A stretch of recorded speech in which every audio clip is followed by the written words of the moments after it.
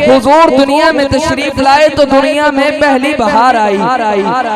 حضور کی آمد سے قبل بے بسی اور بے کسی کے ڈیرے تھے۔ حضور کی آمد سے قبل بے کیفی کی گڑیاں تھی۔ حضور کی آمد سے قبل جسم تو تھے، احساس نہ تھا، سر تھا، تاج وقار نہ تھا، دماغ تھے، سوچے نہ تھی، آنکھیں تھی، حیا نہ تھا، زبانیں تھی، صداقت نہ تھی، سینہ تھا، امانت نہ تھی، زبانیں تھی، صداقت نہ تھی، سینہ تھا، امانت نہ تھی، زندگی تھی، بندگی نہ تھی، ظلم تھا، حلم نہ تھا، جہالت تھی،